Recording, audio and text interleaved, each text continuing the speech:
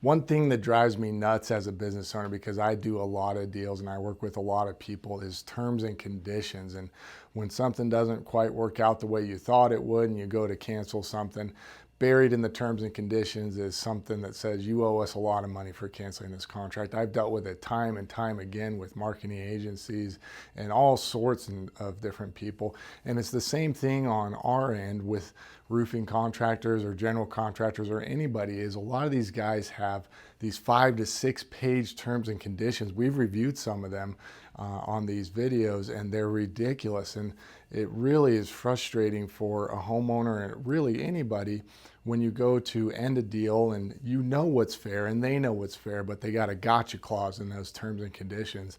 That's why I make it a very strong point to keep our terms and conditions to 1 page, 12-point print that is extremely clear. I wrote it myself. I didn't have a lawyer read it. Does it expose me to some risk? Yeah, absolutely. Do people burn me once in a while? Yeah, that happens every once in a while, but I know what's fair.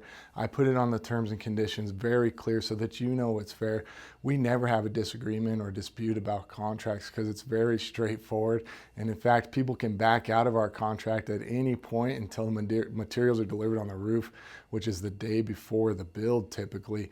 And that is very uncommon with roofers. The other thing that we have in our terms and conditions very clear is we will not charge you any more than the price that we quoted you for. No change orders, which is a little bit risky on our end, but we had to do a very good job on the inspection on the front end.